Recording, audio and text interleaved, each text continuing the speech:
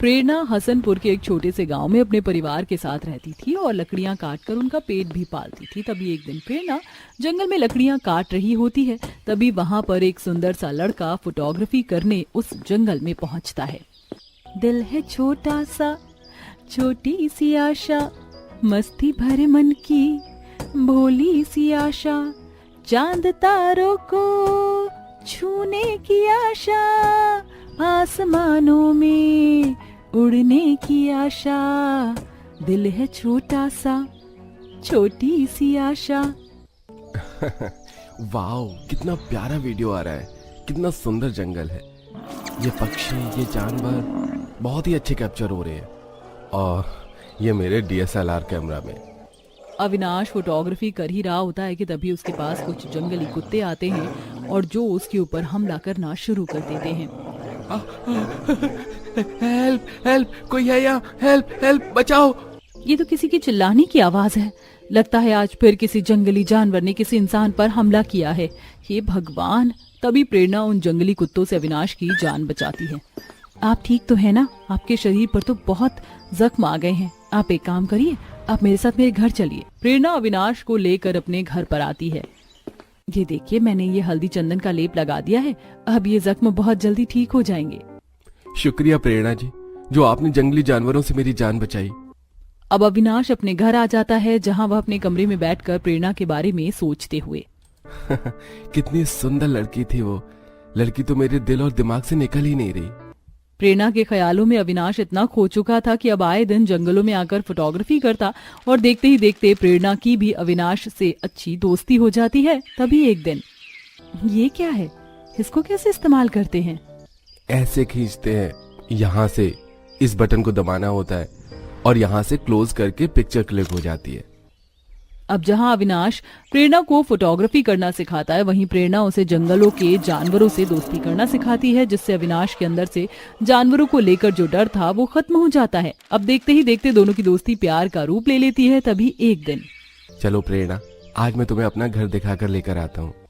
नहीं, मैं तुम्हारे घर नहीं जा सकती। मैं इतनी गरीब लड़की हूँ, तुम्हारे घर पर कैसे जाऊं? अविनाश प्रेरणा की एक नहीं सुनता और उसे अपने घर के पास लेकर आता है। बाप रे, कितना आलीशान महल है। ये पूरा महल तो संगमरमर के पत्थर से बना हुआ है। तुम बहुत खुशकिस्मत हो जो इस आलीशान महल के घर में रहते हो।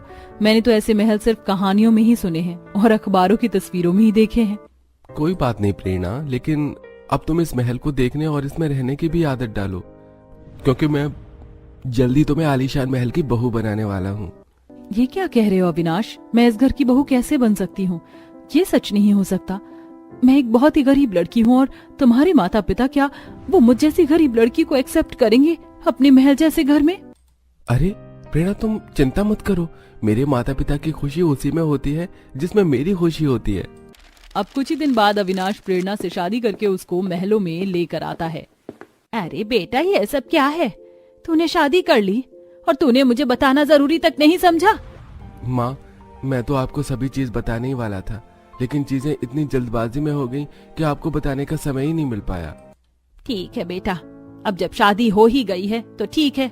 आओ बहू, घर के अंदर आ जाओ। प्रेरणा अविनाश के साथ घर के अंदर आती है, जहाँ वह अपना महल जैसा आलीशान ससुराल देखकर खुद से कहती है, बाप रे, कितना आलीशान महल है। ऐसा आलीशान महल तो मैंने आज तक जिंदगी में कभी नहीं देखा। ऐसा घर बनाने के लिए तो ना जाने लोगों के कितने लाखों करोड़ों रुपए लग जाते होंगे। छोटी मालकिन, चलिए, आप बहुत ज्यादा थक गई होंगी। चलिए, मैं आपको आपके कमरे में छोड़ देता हूँ। अब नौकर प्रेरणा को उसके कमरे में लेकर आते हैं। बाप रे, कितना आलीशान बेडरूम है मेरा और कितने प्यारे फूलों से सजा रखा है। मैं तो बहुत खुशकिस्मत हूँ जो ये महल जैसा ससुराल मुझे मिला। अब प्रेरणा अगले दिन अपनी पहली रसोई का खाना बनाने के लिए रसोई में जाती है। बाप रे, मेरे महल जैसे ससुराल की रसोई कितनी आलीशान है और यहाँ तो चूल्हा भी नहीं है, सब कुछ ऑटोमेटिक है और मुझे तो ये सब चलाना भी नहीं आता है। अच्छा, तो अब ये जाहिल गरीब लड़की हमारे आलीशान रसोई में भी आ पहुंची। तुम इस घर की बहू तो बनकर आ गई, पर क्या तुमने आज से पहले ये आलीशान किचन देखा था? कोई नहीं, अब देख लो, आंखें फाड़ फाड़ के देख लो, क्योंकि तुमने तो आज से पहले ये सब देखा नहीं होगा ना। अब प्रेरणा अपनी पहली बार ऑटोमेटिक चूल्हे पर खाना बनाने की कोशिश करती है, जिसके दौरान उसका हाथ जल जाता है। माँ। अब जले हाथों से ही खाना बनाकर प्रेरणा सबके लिए डाइनिंग टेबल पर परोसती है। तभी डाइनिंग टेबल पर बैठा अविनाश कहता है, अरे माँ, मुझे आपको बताना था कि काम के सिलसिले से आज ही मुझे 2 से 3 महीने के लिए बाहर जाना है, तो आप प्रेरणा का ध्यान रखिएगा। प्रेरणा अभी किसी को इस घर में अच्छे से जानती नहीं है। हाँ हाँ, तू बिल्कुल चिंता मत कर। अब अविनाश के जाने के बाद प्रेरणा आलीशान महल में घूम रही थी और सभी चीजों को निहार रही थी, क्योंकि आज से पहले प्रेरणा ने ऐसा महल कभी नहीं देखा था। तभी वह अपने हाथ में एक सुंदर से गुलदस्ते को लेती है। अरे तूने मेरा गुलदस्ता क्यों छुआ है? अपने गरीब गंदे हाथों से मेरे इस महंगे गुलदस्ते को गंदा कर देगी क्या? अब प्रेरणा चुपचाप अपने आलीशान कमरे में आकर आराम कर रही होती है। ये गरीब लड़की, चल उठ, बहुत आराम फरमा लिया तूने इस आलीशान बिस्तर पर। अब चल, अब मैं तुझे बताती हूँ कि तुझे कहाँ रहना है। आज से तू यहाँ नहीं रहेगी। पर अविनाश जी ने तो कहा था कि यही मेरा कमरा है। वो मेरा बेटा बोलकर गया था, वो भी इसलिए क्योंकि तूने उसको अपने प्यार में गुमराह किया ताकि तू इस आलीशान महल में राज कर सके। लेकिन आज मैं तुझे तेरी औकात दिखाऊंगी कि तुम जैसी गरीब लड़की की क्या औकात होती है। अब गायत्री प्रेरणा का हाथ खींचते हुए आलीशान घर के पीछे छोटे से कमरे के पास लेकर जाती है। ये देख, ये है तेरी जगह और आज से तू यहाँ इस एक कमरे में ही रहेगी। लेकिन माँ जी, मैं यहाँ इस छोटे से एक कमरे में कैसे रह पाऊंगी? गायत्री प्रेरणा को कमरे के अंदर धक्का देते हुए। ये सब मैं नहीं जानती, लेकिन आज से तू यहीं रहेगी। अब प्रेरणा उस कमरे में आती है अगले दिन सुबह। माँ जी, मुझे खाना बनाना है, लेकिन उस एक कमरे में तो इतनी जगह ही नहीं है कि मैं वहाँ खाना बना सकूं। क्या मैं आपकी आलीशान महल की रसोई में खाना बना सकती हूँ? अरे तुम जैसी गरीब को एक बार में बात समझ में नहीं आती क्या? कोई जरूरत नहीं है, जाकर सड़क पर से मिट्टी लेकर आओ और उसका चूल्हा बना और अपने उस एक कमरे में ही खाना बना। अब प्रेरणा सड़क पर जाकर कुछ मिट्टी को लेकर आती है और उसी एक कमरे में एक छोटा सा मिट्टी का चूल्हा बनाती है और उसके ऊपर अपने लिए खाना बना रही होती है, जिससे पूरे घर में मिट्टी का धुआं भर जाता है।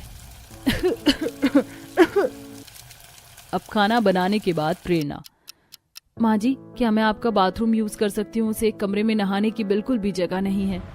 नहीं नहीं माँ, इस गरीब लड़की को साफ मना कर दो। अरे इसके नहाने के बाद तो हमारे टॉयलेट का हाइजीन ही खराब हो जाएगा और मैं हाइजीन के साथ कोई कॉम्प्रोमाइज नहीं कर सकती।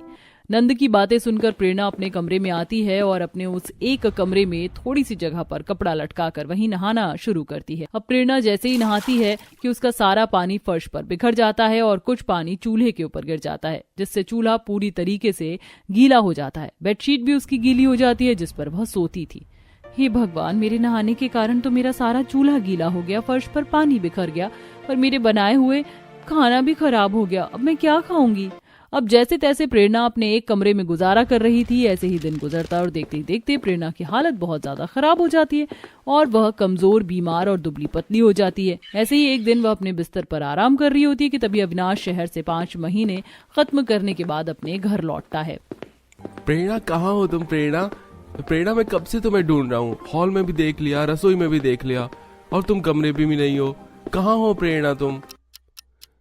बड़े मालिक, प्रेरणा मैडम यहाँ नहीं है। आइए मैं आपको उनके पास लेकर चलता हूँ। अब घर का नौकर अविनाश को लेकर महल के दूसरी तरफ बने एक छोटे से कमरे में लेकर आता है, जहाँ प्रेरणा बीमार हालत में जमीन पर सो रही होती है। प्रेरणा, ये क्या हालत बना रखी है तुमने?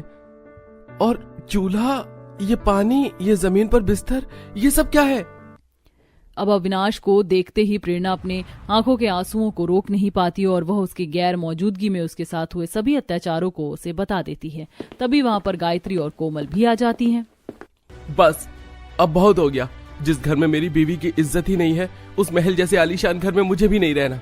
चलो प्रेरणा, अब हम यहाँ नहीं रहेंगे। नहीं अविनाश, मेरी वजह से अपनी माँ को मत छोड़ो। और मैं तो तुम्हें पहले ही कहती थी कि मुझ जैसी गरीब को तुम्हारी माँ कभी एक्सेप्ट नहीं करेंगी। मैं यहाँ से चली जाती हूँ। मैं इस महल जैसे ससुराल में रहने के काबिल नहीं हूँ। आप मेरी वजह से अपनी माँ को मत छोड़िए। प्रेरणा की बातें सुनकर गायत्री को बहुत शर्मिंदगी महसूस होती है और उसे एहसास होता है कि इतनी बदसलूकी करने के बाद भी अगर वह चाहती तो वो उसके बेटे से उसे अलग भी कर सकती थी, लेकिन वह खुद सब कुछ छोड़कर जा रही है ताकि उसका बेटा उसके पास रह सके। मुझे माफ कर दो प्रेरणा, मुझसे गलती हो गई। आज से तुम इस महल की इकलौती बहू और आज से हम सब साथ रहेंगे। प्रेरणा अपनी सास को माफ कर देती है और अपने महल जैसे ससुराल में अपने पति अविनाश के साथ खुशहाल जिंदगी व्यतीत करने लगती है। भाई साहब, थोड़ा हल्का ही रंग पेंट करिएगा दीवारों पर। मेरी बड़ी बहू को हल्के रंग ज्यादा पसंद है। इस कमरे के बाद दूसरे कमरे में भी आपको पेंट करना है, और हाँ, आजकल जो पेंट से डिजाइन बनते हैं ना, वो भी बना दीजिएगा। मैं आपके लिए थोड़ी देर में चाय भिजवाती हूँ। सरस्वती के दोनों बेटे तरुण और मोहित की घर में जोरों शोरों से शादी की तैयारी चल रही थी। समय गुजरता है और सरस्वती के दोनों बेटे तरुण और मोहित की शादी हो जाती है। सरस्वती अपनी दोनों बहुओं अलीशा और नीलम का धूमधाम से गृह प्रवेश करती है। तुम दोनों काफी थक गई होगी ना, जाकर कुछ घंटे आराम कर लो। बाकी की रस्में हम शाम को आराम से कर लेंगे। माया बेटा, जा अपनी दोनों भाभियों को उनके कमरे में ले जा। 1 मिनट रुकिए। अरे भाई साहब, आप लोग अभी तक सामान लेकर अंदर नहीं आए, जल्दी से अंदर ले आइए। अलीशा जैसे ही बोलती है, गेट के बाहर से 3-4 मजदूर हाथों में सोफा, बेड, अलमारी, डाइनिंग टेबल, एलईडी, ओवन और ढेर सारे बड़े बड़े गिफ्ट्स लेकर घर के अंदर लाकर रख देते हैं। पलक झपकते ही आधे से ज्यादा हॉल अलीशा के लाए हुए दहेज के सामान से भर जाता है। अरे अलीशा बहू, ये सब क्या है? हमने तो तुम्हारे माता पिता से बिल्कुल भी दहेज नहीं मांगा था, तो उन्हें ये सब देने की क्या जरूरत थी, वो भी इतना सारा?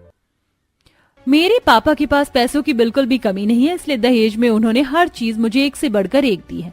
अब मैं एक बिजनेसमैन की बेटी हूँ, ना कि फैक्ट्री में काम करने वाले एक मजदूर की, जो शादी में भी दहेज के नाम पर बस कपड़े के 2 सूटकेस उठाकर ले आऊं। अलीशा बहू, अगर नीलम बहू एक गरीब घर से है और वो दहेज लेकर नहीं आई तो इसमें कोई बड़ी बात नहीं है। वो तुम्हारी जेठानी है और तुम उसे इस तरह ताने नहीं दे सकती। तुम इतना सारा दहेज उठाकर ले आई हो, हम इसे रखेंगे कहाँ? तुम्हारा और मोहित का कमरा भी इतना बड़ा नहीं है कि सारा सामान आ जाए। माँ बिल्कुल ठीक कह रही है, हमारे कमरे में तो ये सारा सामान आने से रहा। लगता है माँ, हमने जो बाकी के कमरे बंद कर रखे हैं, उन्हीं में से किसी एक कमरे में हमें ये सारा सामान रखना होगा। लेकिन बाकी के जो कमरे बंद हैं, वो तो हमने मेहमानों के लिए रखे हुए हैं। पिताजी, कौन सा मेहमान हमारे साल भर आते हैं? आएंगे तो हम उस समय देख लेंगे। तो मेरे कमरे में तो इतना सामान आने से रहा।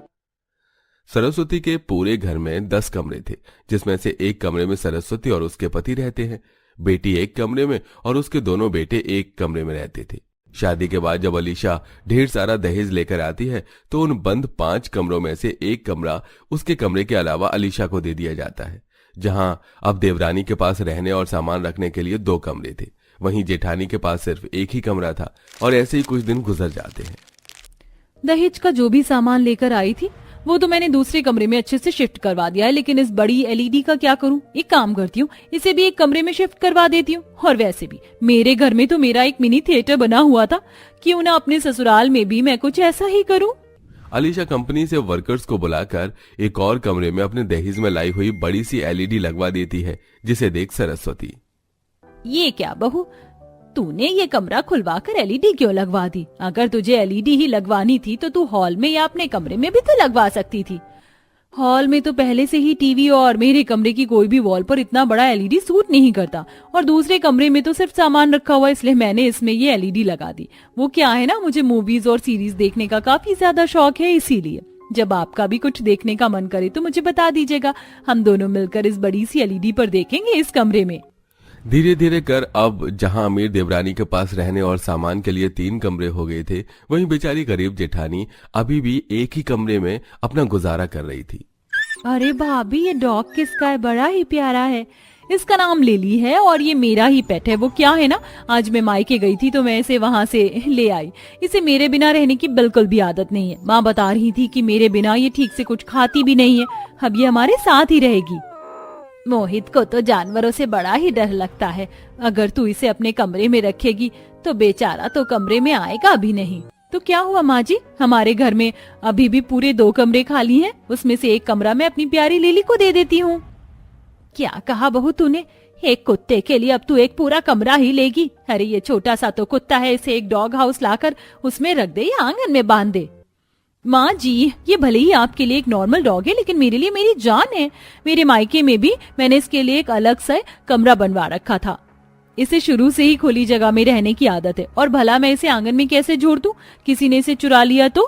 प्लीज माँ जी, क्या आप मेरे लिए इतना भी नहीं कर सकती हैं? प्लीज। माँ जी अगर अलीशा इतना कह रही है तो एक कमरा दे दीजिए। वैसे भी अगर अलीशा का डॉग घर में इधर उधर घूमेगी तो हम सभी को ही परेशानी होगी। इससे अच्छा तो वो कमरे में ही रहे, वही सही है हमारे लिए। नीलम की बात सुनकर सास सरस्वती अलीशा के डॉग के लिए उसको एक कमरा दे देती है। और अब अमीर देवरानी के पास पूरे 4 कमरे होते हैं। वहीं एक दिन अलीशा अपने कमरे में खड़ी होकर रील बना रही थी कि तभी अरे यार, इस रूम में तो बिल्कुल भी अच्छी वीडियो नहीं बन रही है, कोई विंडो भी नहीं है। क्या इस घर में कोई ऐसा कमरा है जिसमें विंडो बनी हुई है? अलीशा सारे कमरों में जाकर विंडो वाला कमरा ढूंढने लगती है। तभी आखिरी बंद कमरे में पहुंचकर अलीशा को एक बड़ी सी विंडो दिखाई देती है। उस कमरे से बाहर का व्यू भी काफी ज्यादा अच्छा लग रहा था। ये हुई ना बात, अब तो मैं इसी कमरे में अपने सारे वीडियोस बनाया करूंगी। बस जल्दी से यहाँ पर ढेर सारी लाइट्स लगा देती हूँ। देखते ही देखते अलीशा उस आखिरी कमरे पर कब्जा कर उसमें रिंग लाइट्स के साथ ढेर सारी अपनी वीडियोस बनाने का सामान वगैरह लगा देती है और अब उसमें रील बनाने लगती है। ऐसे ही कुछ दिन गुजर जाते हैं। एक दिन नीलम के मायके वालों ने उसे कुछ सामान भिजवाया था।